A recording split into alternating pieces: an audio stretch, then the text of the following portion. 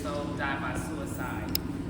Lauren was a police officer during the years of 2015 to 2019. And there were a lot of things that I'm sure he's witnessed and experienced being on the streets of Newark. And just being a black man in an urban city. Just life, and life happens, and things happen. And for me, I talked to him, we had a very good relationship, and we talked about, I would think everything, but there are just some things that men cannot talk to women about. There are just some things that, though I am his mom, he would not want to worry me, if you will. So there are just some things that he would not probably discuss with me.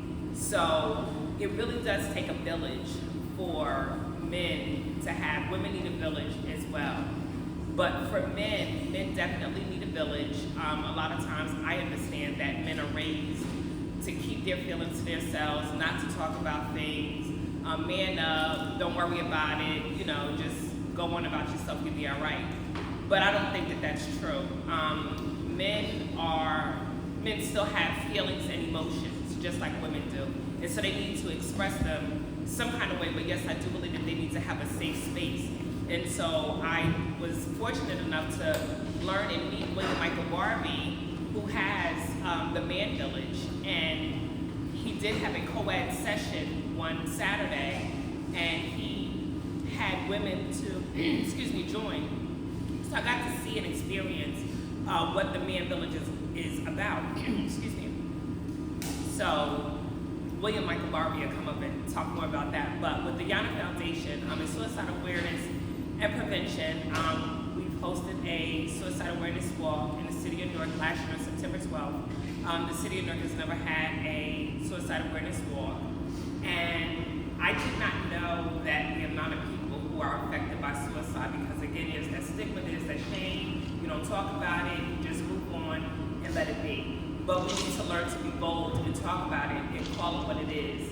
And unfortunately, it does happen. But we need to learn that we can put a stop to it by allowing men to have a safe space to speak, and women as well. So the Yana Foundation, like I said, is for suicide awareness and prevention. We are still building. We would like to have a support group for suicide survivors. So there's a lot of things that we are looking to do, but we will have our second annual Suicide Awareness Walk on September 12th, which will begin at Military Park. Registration is 9 a.m. The walk begins at 10. We will walk from Military Park down to City Hall, and we'll turn around and come back. We'll have some light refreshments, some speakers, and I hope to see you all there. Thank you.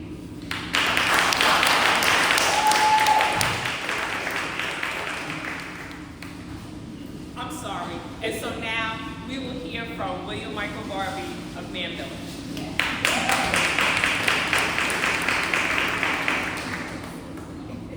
Good evening. Good evening. Good evening. I didn't hear this side over here. Thank you, Miss. You know, I have three names: William Michael Barbee, Monique, Miss Blue, what? Nakisha too, Nakisha. So anyway, thank you for the introduction, Madam Chair for the NAACP Newark chapter. Thank you for having us. Thank you for the invitation. Thank you, Ms. Blue, for introducing us to our family, people who we know. But it's a great honor that I stand here and represent Man Village Men's Support Group. We were birthed 3 years ago. 3 years ago, I found myself wanting to help people who look like me. Oh, there's Kimberly. He says she's here. Yeah, I wanted to help people who look like me. I was a product, when I was a teenager, I was consumer mental health services. And after 2 years of outpatient treatment, and with my head in the right direction, I had a therapist named Dr. Shelley Niederback. She gave me the tools for living. And after she gave me the tools for living, I just stayed focused like a horse that has blinders on his size of his eyes, and I just went forward in business, and I opened up multiple companies, and I started building and building and building. And I wanted to give back, so I started a mental health and substance abuse clinic around 18 years ago. And this is after being a consumer of mental health services. Then I became an advocate, joined the board of directors, which I'm still on, for the Mental Health Association. So being an advocate, going into the community, speaking about mental health issues as they impact not just myself, but as they impact us as a people, but particularly Black men. You know, when I think about Black men, I think about Nakia's son, in a sense, and not feeling as if you have a voice or an outlet somewhere to speak, somewhere to convey your thoughts, your feelings. Because as men, the men are, or ladies, you're going to meet the men here, who are here, we were taught as young boys, we're not supposed to cry. You know, the girl falls, they pick her up and kiss her boo-boos and say, oh, baby, kiss her. But for us, when we fell, they said, man up. And so when you're 5 years old, it's hard to have those expectations of being the man. And if you're coming out of a single household, by the time you're 11, you're the man of the house and you're 11 years old. And giving those responsibilities to children, young children, who are male species, is wrong. And so those guys grow up being older. We just grow up broken or not complete. I call it arrested development. And so then we have to, in these man bodies, still try to resort or at least relate to you in some way, shape, or form. When you've had all these years of emotional intelligence, of being, not really emotional intelligence, but you've been able to deal with your emotions from another perspective. And so for us, it was difficult, but we didn't know that it was difficult because we had to hold back. So that's why when you see your husbands and they don't talk and they do all this tight stuff, you know, it's because of what they've been trained and conditioned to do. So at Man Village Men Support Group, I decided years ago, well, during COVID, to go back and get a master's. Not that I needed it, it's something I wanted. To get a master's in clinical counseling. Not only being a consumer, an advocate, owner of a facility, then I became a clinician. And I wanted to give free services to people who look like me. So I started with 14 men from different walks of my life, from childhood, growing up in the Weequahic section, West Ward, from church, from business, from the boards of directors that I sit on. And I got 14 of them to come 3 years ago. And that 14 men who came set a foundation that we're now 196, 98 men strong. You ought to be applauded. So those are your husbands, those are your fathers, those are your sons. And our ages range from 18 all the way up to our eldest member. Al Spearman is 80, going on 81 right here. And so I always tell the brothers or whoever is coming in outdoors that you'll see yourself when you walk in there. Because we have everyone from your medical doctors to your contractors, to millionaires, to electricians, to acupuncturists, Pranic Hill and Dr. Brian right here. Y'all can applaud him. Minister Ellis here, Dwayne Leonard Ellis. He's also the founder of Eyes Wide Open Hope Foundation, which brings awareness and highlight people within the community, and also the founder of the Black Wall Street Awards. What I'm doing now is taking the spotlight off of me, but showing you with your husbands and your brothers what they're doing, that we're in the community doing work. You have Al Spearman here. Al Spearman, as I said, is the eldest member of our Man Village Men Support Group. But he's a retired homicide detective with the city of, narcotics detective from the city of Newark. And I'm gonna do one other plug. If you saw the movie American Gangster with Denzel Washington, well, he was one of the 3 undercover narcotics, the only one living, who infiltrated that drug empire. So we have a plethora of people. We have Keith Shepard here. Keith Shepard, retired homicide detective from the city of Newark. That's right. And he's also Queen Latifah's bodyguard for the last 28 years. You have Brother Yusef Mays working down at Planned Parenthood, who's very positive and always impacting people's lives. You have Elder Herb Glenn over here, who's a retired sheriff officer. I'm giving you just, you're gonna applaud these people. I'm giving you a snapshot that the 6 of us represent 98 of us. And so it's not robbery for us to come into the community. We've been in the community. We just want to make a difference. What sets us apart from other organizations? You have fraternities out here. You have sororities, and you guys meet every month, and you do good things in the community, and you raise money for the homeless, and you do all these things. What we do would set us apart. We focus on our mental, emotional well-being. Because I always thought that once you make enough money, you're going to do well. But then you have those addictions, those compulsivities, where you become the compulsive shopper, the compulsive spender, the compulsive this. But unless you get those things under control, you'll just be just as bad as you were when you were broke. And so with Man Village, what we work on are those things. We work on forgiveness. We work on raising our levels of emotion. Coretta is here, a good friend of mine. We work on these things of emotional intelligence, raising them. We try to stay emotionally present. So if you've had experience years ago with your husbands or your fathers where they didn't want to talk, well, with Man Village, we stay there. We make ourselves emotionally available.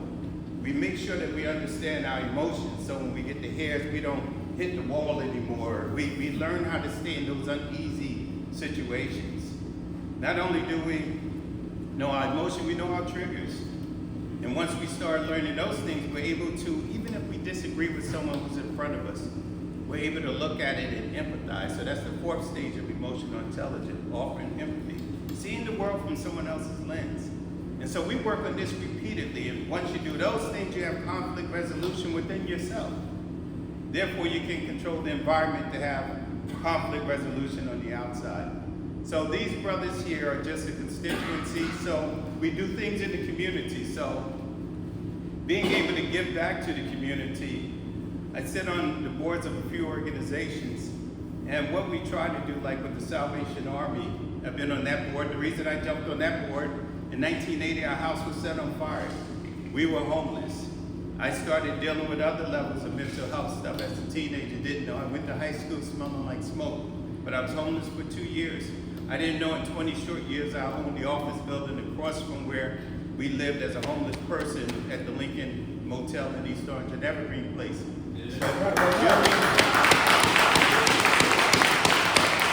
Dealing with unaddressed, intergenerational, all of us deal with intergenerational trauma that we've never had resolved. And so we become functionaries in society. And so me going through this whole process and going through dealing with every aspect of homelessness and what came with it, the Salvation Army was very good. So I said, when I start making money and doing well, I'll join that organization. So I joined the Salvation Army. And so what these brothers do, the 4th stage of emotional intelligence is offering empathy. So with these guys, we kettle for the Salvation Army during the holidays, raise money. And if we don't go out there and kettle up in West Orange, Florham Park, Livingston, we raise thousands of dollars within our house, and we just give to that organization. I was on the board at the Newark YMCA for a number of years. Reason why that was important, because we lived at the Lincoln Motel, because the Y was full when our house was set on fire. So I wanted to help people who looked like me. A lot of homeless families live there, around 400 credit. Individuals and families live at the Newark YMCA. So what do these brothers do on Christmas morning? No, we get out of our beds at 5 o'clock. And so we go down to the YMCA and prepare breakfast. We go down there, we pass out gifts, we help with the staff down there. And so part of giving back to our community is being a part of the community. But we know that we are not the other sororities and fraternities, because we're working on ourselves from the inside out. And we don't just want to show up and just be present. Like, these brothers don't let me go anywhere. Like, Al picked me up from my house. I don't go by myself. These are strong, independent men. None of us need each other. We want each other. And until we get to that point in life, being our brother's keeper on the grill, we'll forever be stagnant and broken. I remember, how much time do I have? Madam Chair. Because you know she's going to look at the watch. Like, sit down. So we do community-based services. Brother Keith Shepard, he had these ideas. He wanted to take 100 men down to Washington, D.C. So when he became part of Man Village, he said, Mike, man, we got to do this, man, got to do this, man. I used to have these ideas and I wanted to do it. So I said, Keith, well, you're in the right place. You got 190 of us here. So we did this thing. It was Keith and I put together this thing called Sponsor a Brother. And so we got the sisters. Coretta was one of our sponsors. Kim, you didn't help. Kim, you didn't help us. I'm sorry, I crack jokes all day.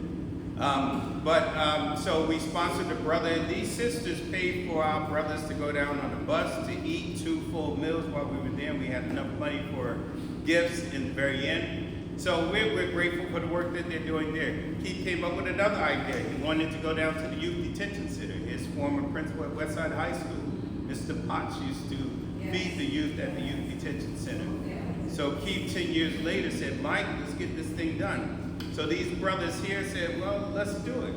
So we go down there to the Youth Detention Center. Not only do we mentor, we feed all of the detainees at that facility. So we do a lot of community-based service. I'm on the board with POP, part of POP, People's Organization for Profit. So what do? We march. So for the Dr. Martin Luther King March of Resistance, we're out there marching from the courthouse all the way down Broad, West Market, Broad. We bring attention. We join Nakia with You're Not Alone Foundation, bringing awareness. So we go down to Military Park. We walk all the way, and some of us can't walk long, but we make it though. We support. We do a lot of community-based things, and so I'm grateful to be here tonight. We're grateful to be here tonight. We are a team. We meet every 2 weeks. We have sessions that last for 2 hours. So we meet on a Saturday from 11 to 1. Each session has a title and it's usually birthed over a plan. So this Saturday we're talking about sibling rivalry and identifying, what's the title? It's on your phone.